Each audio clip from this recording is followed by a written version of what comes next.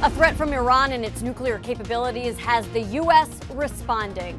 I'm Laura Podesta with details on how some world leaders fear Tehran is inching closer toward developing a nuclear weapon. You've probably seen this intersection of Baxter and Love in Gallatin County. Picture it as a roundabout instead. How those nearby feel about it. 6:30 on this Tuesday. Chet Lehman with you here. Missy O'Malley has the day off. Matt has our forecast in a moment. Our top story this morning, Iran says it's no longer complying with one of the main provisions of its imperiled nuclear deal. Tehran is trying to pressure Russia, China, and the European Union into offering some relief from the economic sanctions imposed by President Trump. CBS's Laura Podesta reports this morning from New York. Iran says it has exceeded its agreed-to limit on enriched uranium stockpiles. The announcement marked the first time Tehran has acknowledged breaching its 2015 nuclear agreement. The claim was confirmed by the United Nations. A spokesman for the Secretary General urged Tehran to try to salvage the deal. Such action by the Islamic Republic of Iran would not help preserve the plan nor secure the tangible economic benefits for the Iranian people. Israeli Prime Minister Benjamin Netanyahu said Iran had taken what he called a significant step toward developing nuclear weapons. Netanyahu urged the EU to reimpose sanctions. Do it. Just do it. President Trump unilaterally withdrew the U.S. from the agreement last year. Mr. Trump has since imposed sanctions that have hobbled the Iranian economy. No message to Iran. They know what they're doing. They know what they're playing with. And I think they're playing with fire. So no message to Iran whatsoever. Yesterday, the White House issued a statement that said Tehran was violating the terms of the nuclear agreement, quote, even before the deal's existence. Seriously was the one-word response from the Iranian foreign minister. It's unclear what the White House was suggesting. Iran was officially in compliance with the agreement when the U.S. pulled out from it. Laura Podesta, CBS News. Laura tells us Iran says that it will further enrich its uranium starting next week if the European Union fails to offer a new nuclear deal. So that story far from over, Matt. Yep. Beautiful start to our Tuesday, and in fact, not a bad day yesterday all around. No, and we had a couple of showers pass through the area, several nice rainbows, and it was a pretty nice day overall. The morning is a little crisp for a few areas, but nothing to complain about. 39 degrees in West Yellowstone. 40s and 50s for most of our area here in southwest Montana. There are a couple of showers in extreme southern Madison, Gallatin, Park counties for the early morning, but our potential for showers and thunderstorms really climbing through the mid to late afternoon and early part of the evening. A couple of those showers and thunderstorms could produce some small, maybe some moderate hail, but the vast majority of the stronger storms well to our east. We're going to talk more about the timing and the impacts coming up in just a few minutes. Thank you, Matt. 6:33 now. Our top local story. Gallatin County search and rescue crews were busy over this past weekend. Rescues involved everything from an injured hiker in the mountains to rafters on the Gallatin River. Saturday night, search and rescue and Central Valley Fire were called out after a hiker injured her knee in the Truman Gulch area. 27-year-old Bozeman woman had help from her fiance who tried to carry her down, but rescuers had to step in after the terrain became too steep. Then on Sunday night, 3 women and their dog found themselves trapped on an island in the Gallatin River after their raft flipped over near Gallatin Gateway. Fortunately, no one was hurt. Rescuers were able to get to them with the help of someone living nearby. Overall, 80 search and rescue volunteers spent 285 hours of service. They're not just volunteering, they're professional. They're skilled. They're some of the world's best at what they do in the outdoor recreation world. And so you're not just getting guys showing up to volunteer to help, you're getting the best there is. By the way, Search and Rescue Commander says it is a reminder that even when you are prepared to enjoy the outdoors, anything can happen. In other news, a Livingston woman faces child endangerment and drug charges after leaving her 3-year-old son alone in her pickup while she was in a Bozeman motel room for at least an hour and a half. Kimberly Sherrill was arrested around 5:30 Sunday morning after police responded for a welfare check on the child. Officers found the 3-year-old sleeping in the unlocked vehicle, keys still in the ignition. A search of Sherrill's possessions turned up 2 glass pipes, 2 baggies police said contained meth.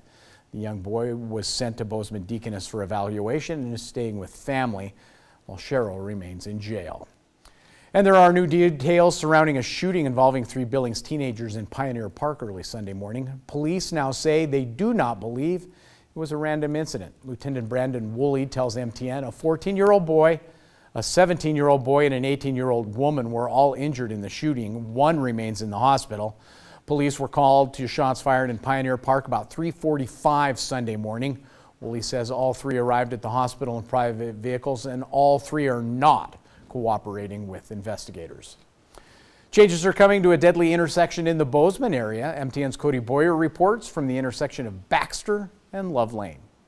Well, that's right. Another roundabout is set to make its way here into the Gallatin Valley. Now, signs of work already have started popping up throughout the day here at this corner of Baxter and Love. In fact, if you look over my shoulder here, they are working on utilities here at this intersection. Now, needless to say, it's going to be a big project, and those like the Gallatin Valley YMCA nearby, in which the Montana Department of Transportation will be holding an open house about this roundabout, well, they'll certainly feel it.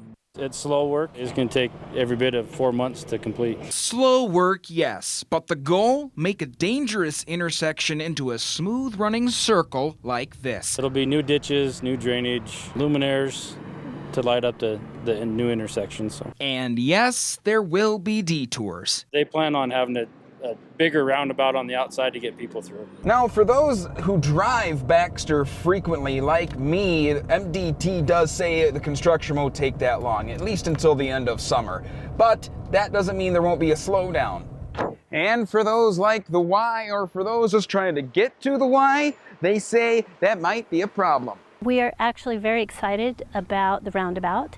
Not excited about the construction that comes with the roundabout. Gallatin Valley YMCA CEO Andrea Stevenson can see the intersection from the Y windows, as can everyone else who uses it. There's been some very serious accidents at this intersection. It's becoming busier and busier. And traffic has a way of looking for any possible route to get around construction like this, including through parking lots. We have so many children here in the summer. Children are always present around the YMCA, and people may not realize that it's like a school here. So? We are actually installing some speed bumps in front of the Y to slow down traffic that may think that cutting through the parking lot will be a good idea. But that's why Stevenson says this project will be a good thing when it's done. Something Walker adds will happen despite how much orange we might see. Be patient, plan for delays, and follow the posted speed limits. It can make a lot of difference. It does. Now, as I said before, Walker does tell me the MDT open house will actually be at the YMCA next week from 4 p.m. till 6 p.m. on Thursday,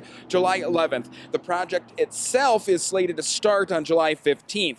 Now, Walker hopes all that will be left to do after the typical winter shutdown is just the chip and seal. In Bozeman, Cody Boyer, MTN News.